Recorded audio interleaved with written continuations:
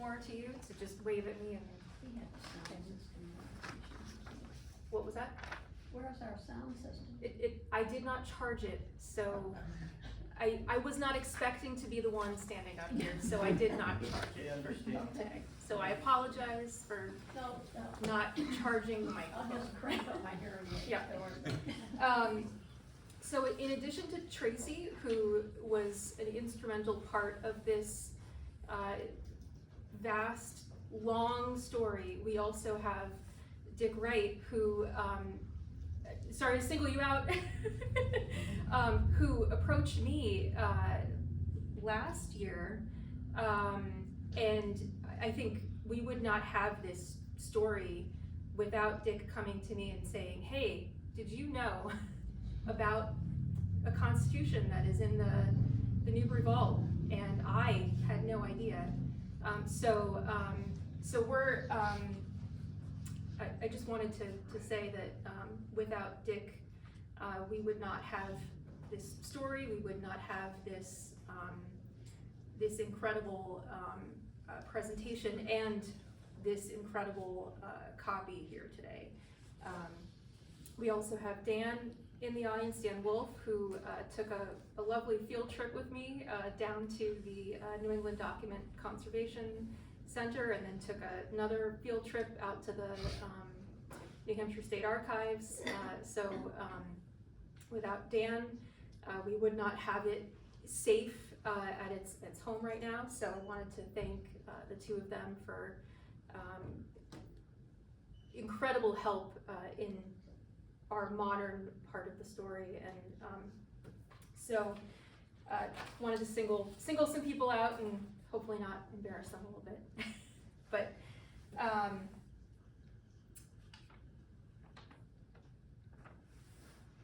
so the Danish philosopher Kierkegaard once observed that life is lived forward, but is understood backwards. In that spirit, our story begins. At the end, which is now, and ends at the beginning.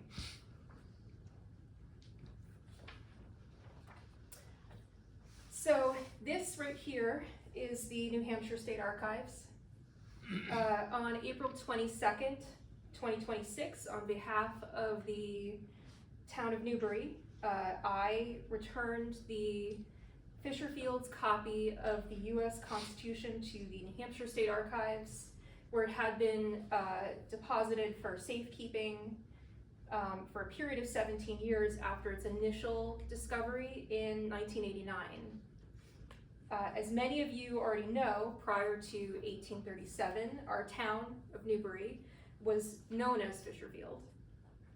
It was named so in honor of John Fisher, who was born in 1735 and died in 1805. He was the colonial loyalist whose wife Anna was the sister of the royal governor John Wentworth.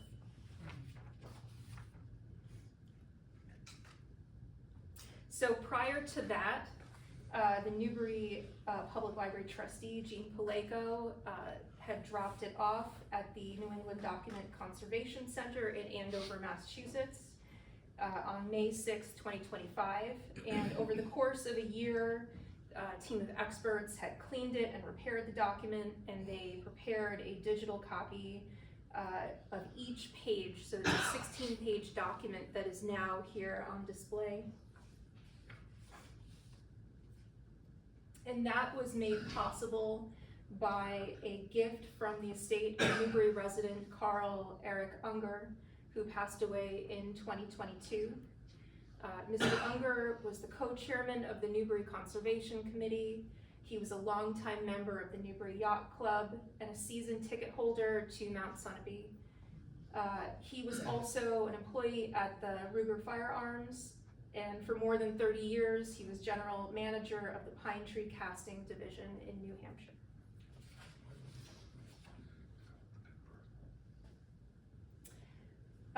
So on December 19th, 2007, Donna Long, who worked for the town of Newbury on behalf of the town of Newbury, retrieved Fisherfield's copy of the U.S. Constitution from the New Hampshire State Archives and brought it back to the town offices, where it remained in the town vault for a period of 18 years.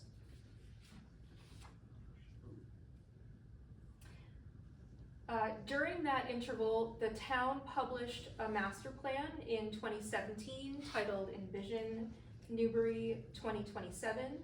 In the Historic Resources section, it reported that it is recommended that the vault in Sherman Hall be upgraded by adding a temperature control system.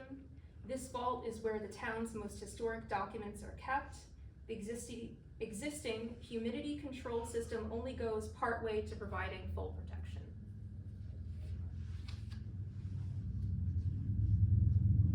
That same year, the town of Newbury's role in the ratification of the U.S. Constitution was receiving scholarly attention. Madison, Wisconsin's Historical Society Press published a volume that compiled voting results of each town in New Hampshire. The townspeople of Fisherfield, Sutton, and Warner collectively voted against ratifying the Constitution as proposed in the Continental Congress. Why? And we are going to continue forward.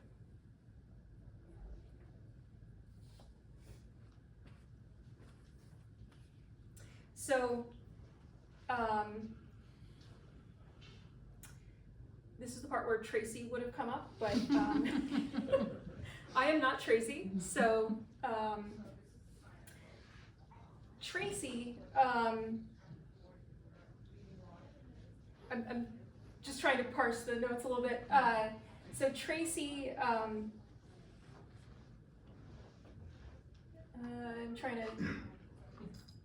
I am not Tracy, so I'm trying to figure out how to say this. In 1990, July 1990,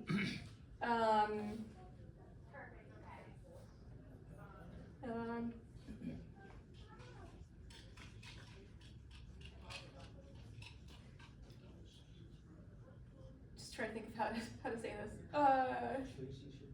If you want, you can keep it in the first person just to Pretend to be Tracy. Okay, well, his role in the historic discovery was completed in July 1990. He once sent a thank you note on behalf of the Newbury Historic Society to state archivist Frank Meevers. Frank Meevers came here to deliver a Center Meeting House presentation called New Hampshire Sets the Machine in Motion, that explained not just our state's decisive role in ratifying the U.S. Constitution, but a significant contribution made by Fisherfield's own delegate, Nathaniel Bean. So this is Nathaniel Bean's gravestone here. Nathaniel Bean was a resident of Warner, New Hampshire, and we'll hear more about him later on.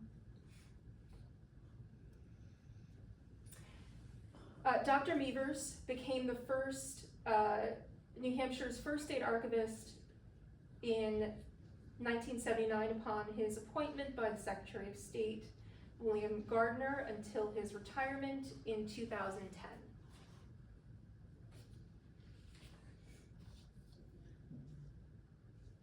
And this is the article that was received when Tracy brought the Constitution to the archives. So you can see there.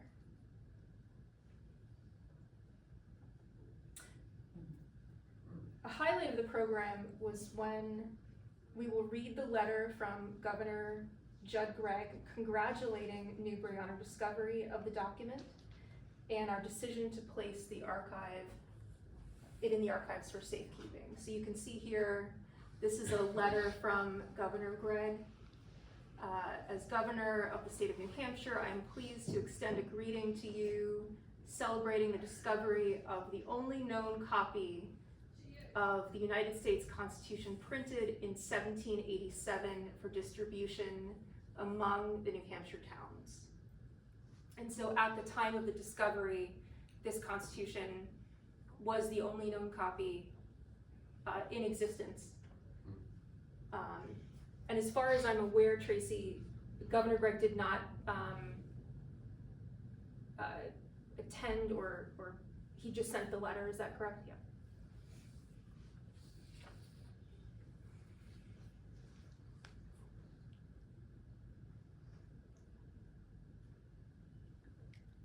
So Tracy hand-delivered the copy of the Constitution on behalf of the Newbury Historical Society and the town of Newbury on April 11th, 1990, after discovering it in a file cabinet in South Newbury. So this was quite the discovery, I would imagine. If you can imagine finding this, well, cleaning out drawers. And with the understandable exception of driving his unborn and newborn children to and from the hospital, this was probably the most nerve-wracking experience he ever had behind the wheel of a car. So here you can Lea, see. I think in the interest of time, I wouldn't go into any detail beyond what's in the script. Sure. That'll keep us on track. So you can see here, to ensure the townspeople were aware of the discovery and Newbury Historical Society's recommendation to place the document either in the State Historical Society or State Archives for safekeeping, they submitted an article in the 1990 town warrant, and the measure passed unanimously.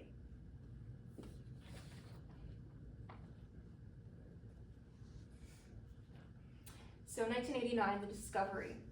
How did we find this long-lost piece of Newbury and American history? So here are a few headlines from 1989. This was the year that the Berlin Wall came tumbling down. Alaska was also dealing with the fallout of the Exxon Valdez oil spill. And in the Granite State, the State News reported Mr. Sununu goes to Washington as the White House Chief of Staff to George Bush. And then in Newbury, the town offices relocated from South Newbury to the town center. Linda Plunkett was just starting in her role as town clerk. She is now in her 37th year. Select board was Al Albro, Cliff Eyre, and Dan Wolf. And they graciously invited the Historical Society to occupy the vacant space. So Historical Society renamed the old Selectman's office to Sherman Hall, and in honor of Newbury historian Ernest Sherman, who had died the previous year. And Tracy was 29 years old at the time and in the process of moving to Marlow, New Hampshire, where he worked for PC Connections.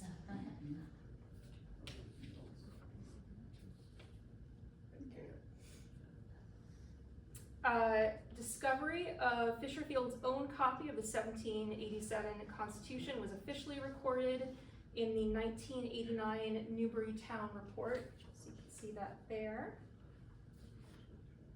And we just had enough time to be included in the U.S. Constitution's bicentennial publication, New Hampshire, the state that made us a nation.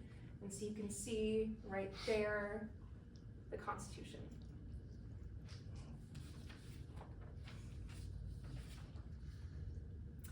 And so there's no better person to tell the story of the 1989 discovery of the Constitution than Mike Monroe, who served as the Society's president at the time. And so Mike has sent us a pre-recorded greeting from his home in Tombstone, Arizona.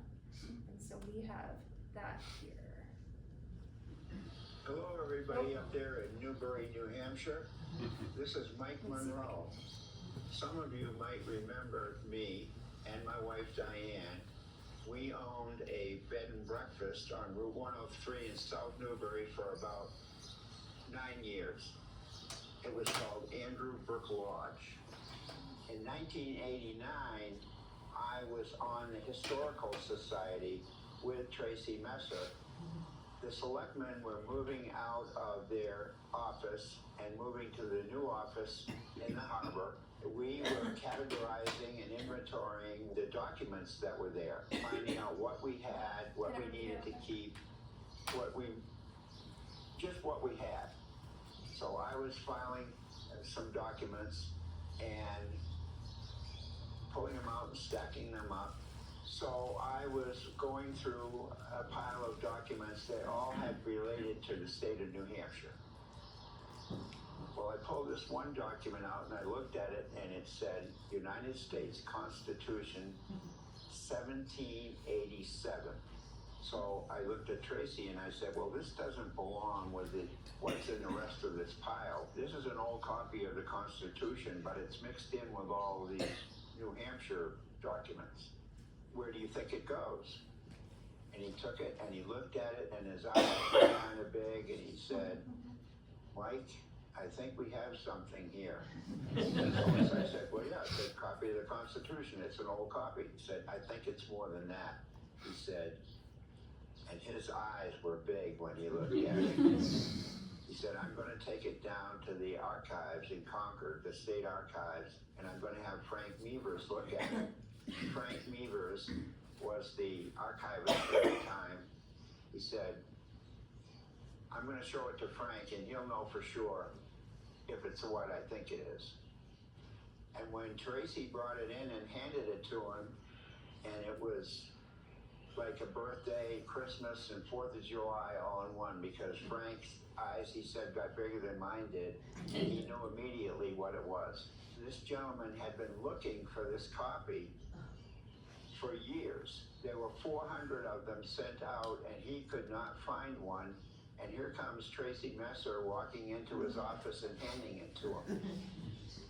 And this was the only one that had ever been found so far. It was luck that we found it, that's for sure. And it was a good thing that Tracy went down to see Frank. Well, this story was picked up by the Concord Monitor. They came to my bed and breakfast and they took a picture and wrote a story. The Associated Press picked up that story and it went viral.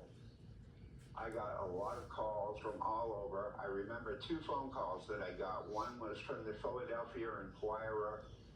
The other one was from Good Morning America. And I never did get on Good Morning America. After that, there was a ceremony, the old meeting house, and they gave it to the state archives to keep safe. They could keep it in an environment where it would be safe and it wouldn't deteriorate, because the town of Newbury didn't have a place to put it. Well, now the town has a library and a place to put it and keep it safe so that the townspeople and others can see it. I'm just happy that I was asked to be part of this celebration. When we left New Hampshire, I just kind of put it in the back of my mind, and I didn't have any idea that this was going to happen until Tracy called me.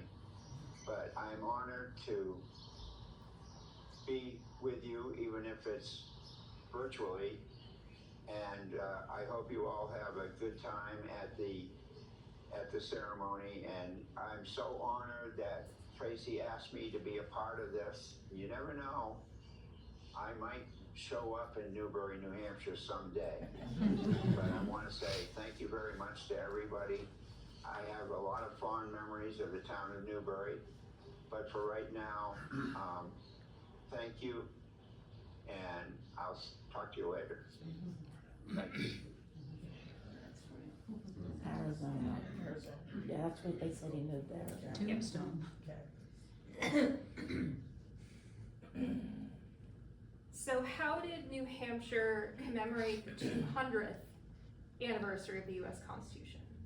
Given that Fisherfield's own copy had not yet been discovered, what role, if any, did Newbury play in this historic event? There was a huge celebration in Concord, headed by former Chief Justice of the U.S. Supreme Court, Warren Burger, who had chaired the National Bicentennial Commission. Music for the event featured 2 Newbury musicians, Joseph Chaplin, organist for the choir and choir director for St. Paul's Church, who performed that morning during the church service, and Tracy's brother, Barry Messer, clarinetist with the West Point Band during the afternoon concert.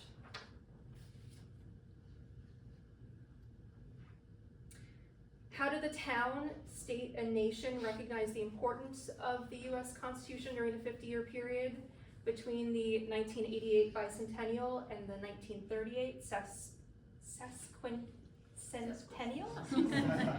It's a mouthful. On September 19th, 1987, Newbury resident Nancy Maracchio, who was chair of the New Hampshire Humanities Council at the time, hosted a statewide event commemorating bicentennial of Philadelphia's Constitutional Convention. Among the highlights was the premiere of the Granite State Suite, a piano solo in 6 movements commissioned by the New Hampshire Bicentennial Commission. It was performed and composed by John Struble of Wolfboro in New Hampshire. On May 5th, 1986, Newbury Historical Society was incorporated. It was Tracy's honor to be among the charter members, which also included Ernest Sherman, Martha Blake, Alice Lynn, and Chuck Sandine. This year marks our 40th anniversary, and Tracy's pleased to be collaborating with Sally as we move forward to our 50th anniversary. So how did the state of New Hampshire commemorate the 150th anniversary of the U.S. Constitution in 1938? 88 years ago today, the state hosted a series of events in Concord, including a panel discussion among student scholars, a sesquicentennial concert, and a costume ball. Ratification Day itself included a tree planting at the site of the old North Meeting House, formal exercises at the State House Plaza, followed by an original radio drama. The festivities concluded with a pageant parade of more than 50 floats, including this one depicting the interior and exterior of the old North Meeting House, the site where New Hampshire became the 9th and deciding state to ratify the U.S. Constitution.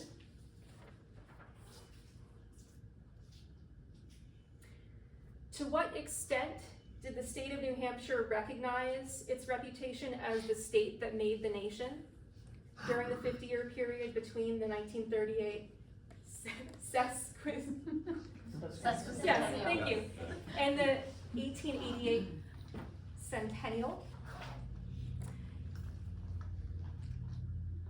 In 1916, the Selectman's office in South Newbury was built by Frank Fellows, who was Tracy's grandfather's uncle. It was equipped with a walk-in vault supplied by Morris Ireland Safe Company. Fisherfield's priceless copy of the U.S. Constitution remained there for 72 years undiscovered.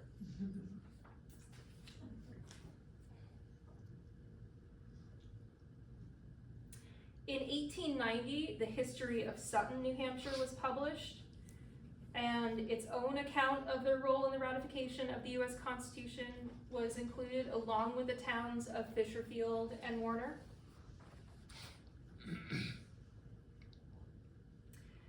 Between the years 1889 and 1937, 3 individuals served as town clerk in Newbury, including Sprague Morse from 1827 to 1911, who held the office for more than 50 years. Do we know if he was aware of this 1787 copy of the Constitution? We don't know. That's a mystery.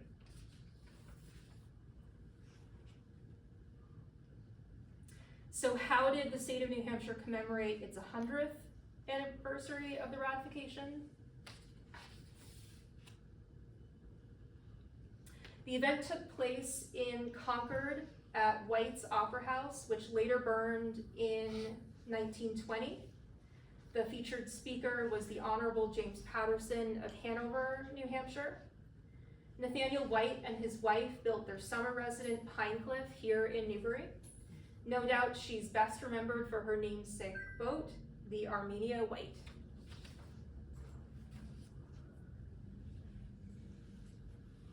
And to what extent did the state of New Hampshire recognize its reputation of the state that made us a nation during the 50-year period between the 1838 semi-centennial and the 1888 centennial?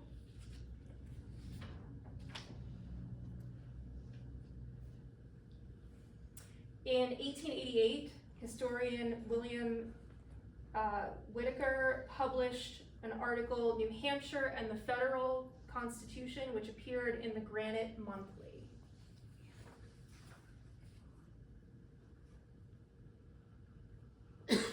Some of you may recognize this. We have it at the library here. In 1885, local historian Nathaniel Lear contributed in his invaluable chapter on Newbury for the history of Merrimack and Belknap counties.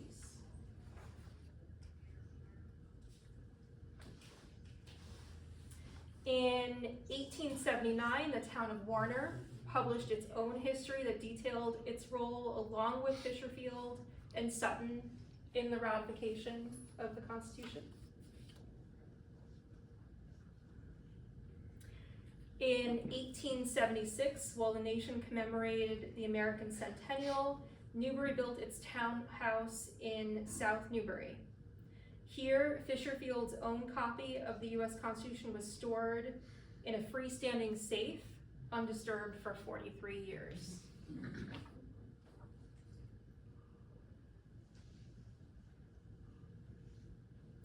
In 1870, the Old North Meeting House in Concord was destroyed by fire on November 28th. The original Walker School, pictured here, was later built on this site.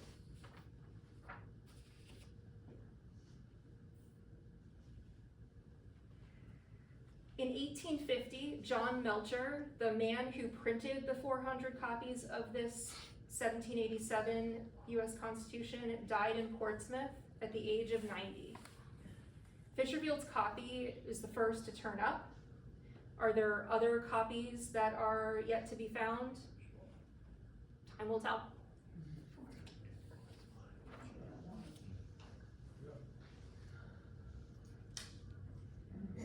So how did the state of New Hampshire commemorate the 50th anniversary of the U.S. Constitution?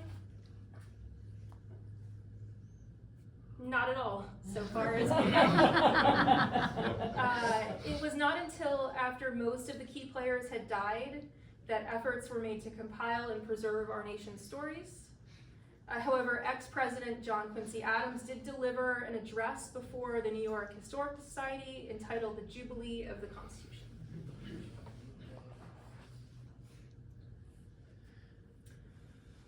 And to what extent did Newbury and the state of New Hampshire preserve their respective histories during that 50-year period leading up to the 1838 semi-centennial of the U.S. Constitution?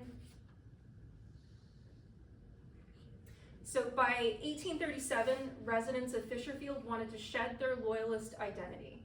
They voted to petition for the legislature for a new name. They voted to be named Madison, but were finally called Newbury. There is another Madison.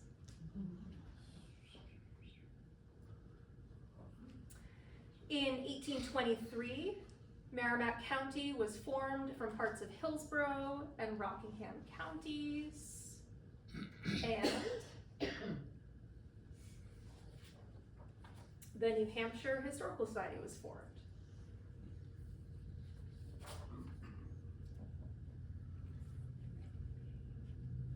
In 1809, the town of Fisherfield was resurveyed by Allen Wiley, 1760 to 1835, of Goshen, New Hampshire. Some of you may be able to find your family's names on that map. In 1804, Nathaniel Bean, who was the delegate who represented the town of Fisherfield, Sutton, and Warner at the U.S. Constitutional Conventions, died in his home in Warner. And that is his gravestone right there. According to the 1790 federal census, the populations of Fisherfield, New Hampshire at the time was 325, and that includes Tracy's own ancestors, Joseph Chandler and Ephraim Cross. So what exactly was New Hampshire's role in the ratification of the U.S. Constitution, and how did the citizens of Fisherfield choose to vote?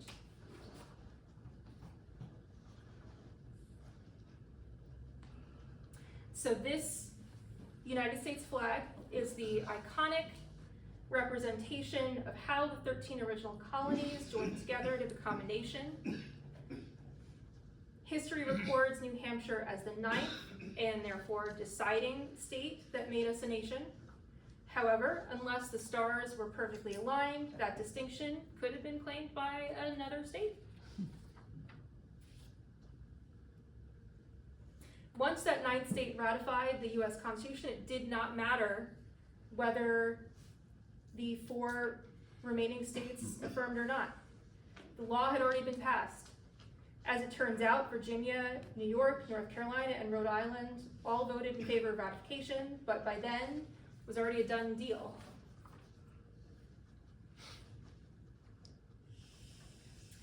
On June 21st, 1788, New Hampshire delegates narrowly voted in favor of ratification, thereby becoming the ninth and deciding state that made us a nation. 57 to 40. Yeah, 57 very to 47. close. Today, a historical state marker stands on the site of our place of history.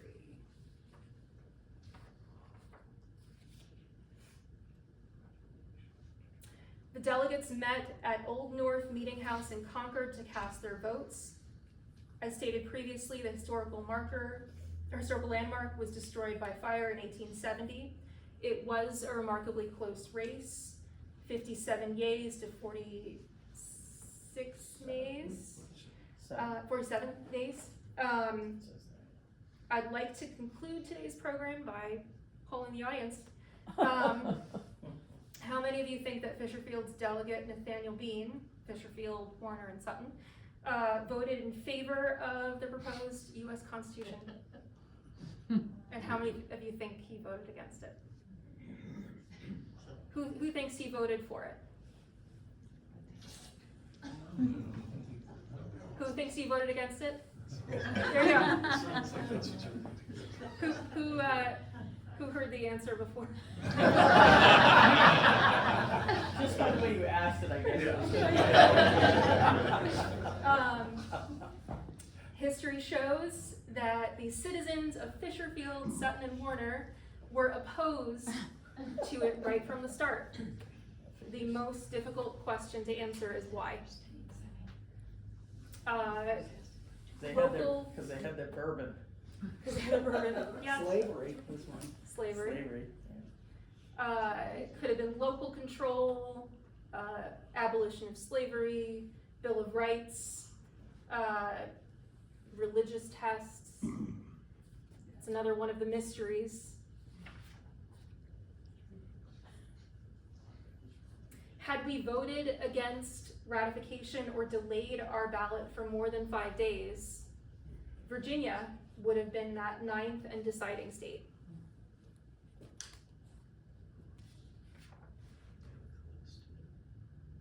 On February 27th, 1788, newspapers illustrated our decision to postpone the convention. So we had originally had a discussion in February and postponed, noting that New Hampshire will yet rise again. had we voted in favor of ratification at the time of that first convention held in Exeter on February 22nd, 1788, New Hampshire would have been the 7th state to do so, and would have been forgotten as a mere footnote in history. The vote to delay was critical to securing our place in history.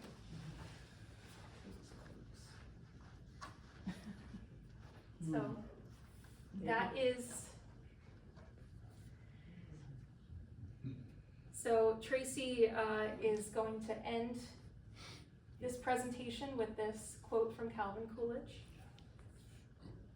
We review the past, not in order that we may return to it, but that we find what direction, straight and clear, it points to the future. That's a lot of words for For a quote? For Calvin. For Cal. For Calvin. Well, if you want to know more about Calvin, Tracy will be returning to give Calvin's wisdom.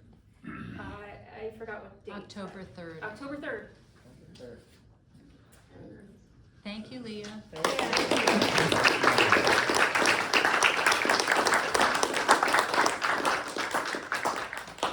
Any questions or comments? One of each. If, presuming that the 400 copies were made in New Hampshire, it sounds like we didn't get our fair share. That's just a comment. Yeah. Is it known at all how Fisher Field actually acquired the first, that single copy, or is it unknown? As far as I know, I think it was sent out to the delegates. But how did Right. it get to Fisher Field? Because he was a delegate. Yeah. So John Melcher, who's the Portsmouth printmaker, was tasked to print these copies to send out the delegates, and I mean, sent out by horse, who knows? I mean, I'm not sure. That is the mystery. But. Keep in mind that there were not 236 towns in New Hampshire back in 1787. So today, our representative to the general court is classed as tied with the town of New London. And between the two towns, we've got 2 representatives. So the whole idea of pooling smaller towns together was something in New Hampshire right from the very start. But you would think that, after 200 years, one of those other 399 long-lost copies might have shown up, particularly after the story making national news in 1989, where it received, national attention. Well, we'll certainly dig through our archives.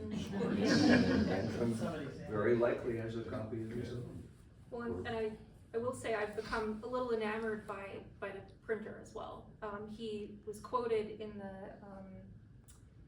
the University of Wisconsin publication as saying he was definitely very involved as a printmaker, as a printer in the Revolutionary War and afterwards, and he was quoted as saying every household in the United States should own a copy of the Constitution, and he had them for sale in his office. So very interesting character that I would like to dig into some more. So yeah. There was a comment made somewhere in the body of the presentation about being the area voting loyalist. And do we know how close it was, what was the ratio, or how many were out of 325 people in the town? How did it fall? Who was loyalist? That's a great question, and there is a program coming up by Sandy Ward on our revolutionary soldiers from Newbury. Newbury was founded in 1778 after the Revolutionary War. So, to the best of my knowledge, no Revolutionary War soldiers were credited to the town of Fishersfield. They all lived elsewhere, or if they happened to live in Fishersfield, they were credited to another town because they were not officially a town yet. So that's kind of a factor in there. Another thing is that if the town wanted to rename Fishersfield Madison after James Madison, that's a clue as to what James Madison's thoughts were on the Constitution. And there are a number of people who felt the document doesn't go far enough. Let's roll the Bill of Rights into there with the first 10 amendments. And, you know, there were people who were uncompromising on that. But in the end, history prevails.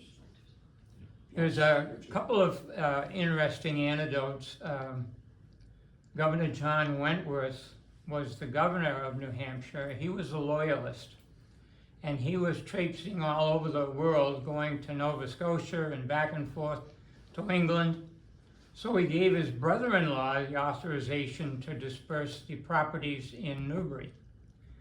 For some reason, John Fisher, the brother-in-law, gave power of attorney to do this to John Pierce. And so something was going on there, and it's never been documented exactly what was all that about. But if you look at that old early map of Willie, you'll still see a lot of the properties with the initials JP on it. And John Pierce had not dispersed those. Most of them were up on the mountain. I have an answer for you, Richard, and the answer comes from Ernest Sherman, so I have it on good authority. Newbury Fishersfield was a business partnership of investors, and there was John Fisher, as you mentioned, and John Pierce. And given the uncertainty of the outcome of the Revolutionary War, they had an agreement, and they had said, we're going to be partners. You're a loyalist, I am a patriot, and no matter what the outcome of the war is, we'll split the profits. The other thing, the original copies of the Constitution, there were 500, and they were authorized by the Continental Congress to be printed by Claypool and Dunlop, if my memory serves me correct. They in turn authorized Melcher to print these 400 copies, which I think were not necessarily to be distributed to just New Hampshire, but the general population. The original 500 was to go between all the politicians to decide and ratify and change and so forth. But what Newbury has is one of those 400. And I discovered that we had given this document to the state, and I got all upset and said, gee, you know, it's a great thing. It's probably about 1.5 feet wide and 2.5 feet high, and everything's on a single sheet of paper. We ought to get that back and have it hung up somewhere. I thought, you know, maybe 100 years old, something like that. Well, as time went on and everything, I began to ask the question, did we ever get that back? And so I was told, yeah, it's in the vault in the town office. So I went and asked Pam Bright. I said, do we still have that copy? And she said, oh yeah, I'll go get it for you. And she brought it out. It was in between a sleeve of clear plastic. I looked at it and I said, oh my God, this is a real thing. We got to give this back to the state or have a copy made of it or something, because that's not a safe place for it. So I then went to the library, and the trustees agreed to have the copy printed and to have the original archived in a secure box and have it totally restored. And I mean, it's an amazing story. And that copy is out there. That's exactly what it was. It was a broadside printing of it, only on one facing page. It didn't print on both sides. And it was just an amazing thing to me. Yeah, in case you didn't see it, it's framed, Yeah. the copy's framed and on the wall just to the right outside of this room. But when you look at those pages, they were all put together in a small book. And that book, my understanding, was given to each of the delegates to the Constitution Convention to vote. There were leftovers, obviously, because there were only 100 people voting, Tracy, I think. But it's a little booklet that they could carry and say, and if there were amendments made, they could scratch in there what the amendment was gonna be. So those things that you see up there all got reduced down to a little pocketbook. And that's what's in Concord now, as one. Yeah, the original's at the state archives, and yeah, please take a look at the facsimile out there. It looks exactly like the original. John Pierce, Franklin Pierce, they're dividing up land, he's got a huge chunk over there on the corner. I just thought, because he became president and they're dividing up property, and that's right in the vicinity. Okay, unknown. I think they spell the name slightly different, IE versus EI, and there's probably a century time difference, but you just never know. Yeah, that would make sense to me with what you said, how they decided to divide up. And he's got that huge chunk over there that he had inherited. So I just thought, I wonder if that's where it came from, and then the political connections, becoming president. Question, where do we get the name Newbury? Yeah, I was wondering. For example, I've heard Fisherfield was Fisherfield and then became Newbury, and now you just introduced the word Madison, and I understand that comes from James Madison. And But there's how- Danzig too. What? There's Danzig too, we were Danzig. Danzig? The story So goes, what's the chronology, and how do we end up with 2026 being Newbury? the story goes that a group of people from Newbury, Mass. Moved to Newbury. And that may be the influential thing. I don't know if that's true or not. That's what how I Sutton heard. got its name as well, Sutton, Massachusetts. There were a lot of folks that migrated north, and the Morse family was one of the big ones that came from Newbury, Massachusetts. So they thought, well, if it's not gonna be Madison, how about Newbury? New England town names are not very original. There's a Newbury, Mass, Newbury, New Hampshire, Newbury, Vermont, Newbury, Yeah. not There is an unsung hero in this story, and that's Nathaniel Bean. And as I go through all of these various centennial, sesquicentennial, semi-cinquentennial publications, he comes out as being one of our unsung heroes. Nathaniel Bean was instructed to vote against the Constitution. The Constitution was printed only the previous December, and he was going to be sent in February to Exeter to cast the vote upon the citizens of Fishersfield, Sutton, and Warner. And this is where it becomes a moral dilemma that we're still dealing with this today in a democracy. The politics were such that the power was concentrated in the seacoast area. Little towns like Fishersfield had very little power or influence. And if the seacoast power thought that they could stack the deck and get their votes in favor of the Constitution and sort of quell any opposition that was there, what better way to do that than to hold a meeting in Exeter, New Hampshire in February? That just inherently meant that there were folks that were not going to be part of that decision. Politics still takes that kind of stuff today. So when Nathaniel Bean gets to Exeter in February of 1788, he is instructed to vote against it. And at that point, there was enough representation from the western communities that the Seacoast Power realized we don't have enough votes to make it a done deal. So they decided, well, how about we postpone the vote? And the western towns liked that because it was more likely that they would be able to have representation if it were in June, and Concord's a whole lot closer than Exeter, particularly if it's 1788.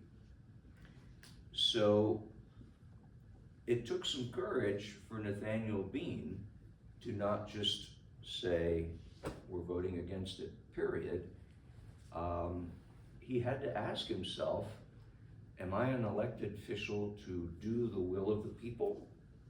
Or do I have a responsibility to vote my conscience? We're still struggling with that issue today. And Nathaniel Bean felt, well, they elected me to come here and listen. They could have just sent a letter if it was a matter of summarily dismissing it. So it took some courage of Nathaniel Bean to vote in favor of delaying the hearing to June in Concord. And he must have been welcomed back by the people of Fishersfield and Sutton and Warner, in spite of the fact that he didn't follow their instructions to the letter, because if they were upset with him, they could have elected some other delegate to go to Concord in June. So I think they appreciated that we need more time to study this document. This has been thrust upon us pretty hastily, and we really need to have that deliberation. And if it weren't for Nathaniel Bean, and this isn't me saying this, these are people like Jerry Daniel, eminent historian from Dartmouth College, the whole timing, New Hampshire wouldn't have been the 9th and deciding state. New Hampshire might have forever been remembered as the only of the original 13 colonies to have voted against the Constitution, and that would have been our legacy. Or if the momentum was building and New Hampshire voted down the Constitution, there's no telling what the other states might have done, and the whole thing might have been defeated altogether. So the message that I get is even relatively poor and rural states and poor and rural towns, every vote counts. And if you went back to the screen where it showed the delegates vote, there are a few unanimous, but not many. And some of them are relatively close within 10 delegate counts. Yes. Tracy? Yes, Dr. Kennedy. Yeah. A note to what you just said. We were over at the former members, they're still members, at South Church in Newport. First pastor there was John Remley, who was one of the delegates to the convention to vote on the Constitution. He voted no. Couldn't figure out why, because there's nothing in the record that says why. And like people here, well, there's no mention of slavery in the Constitution. And therefore, maybe that was the reason why they voted the way they did. Until we found out that the western part of New Hampshire was against the Constitution. And the reason being that the British colony of New Hampshire extended only to Henniker, I think. I mean, the rule of British law only went in 60 miles or something like that from the coast. And there were those in the wake of the Declaration of Independence who said, we are out of this altogether. And therefore, taxes are not part of the arrangement. And therefore, we're not gonna pay taxes. We're gonna be free men. And Western in western New Hampshire and Vermont, which wasn't even a colony, agreed to that. And there were several colonies in Vermont that rebelled against British law in Quebec that was trying to horn in on northern New Hampshire and Vermont. And Remley left for Vermont and settled there because he got out of the taxation problem. It took years to resolve the boundaries between New Hampshire and Maine, New Hampshire and Vermont. And at one point, there were 33 towns in the 1790s who were adamantly opposed to all of the centralized power in Portsmouth and the seacoast, that they thought, well, Windsor, Vermont is a whole lot closer than Portsmouth, New Hampshire. Why don't we, 33 towns including Marlow, New Hampshire, secede from New Hampshire? So for a period of time, Marlow was Marlow, Vermont. And ultimately, the person who came to definitively decide what is the border between New Hampshire and Vermont was none other than George Washington. And he came in and he said, Connecticut River is the boundary, so be it. Right. Comes to water. He was president of the Continental Congress at the time. He was also a surveyor. Yes, yes.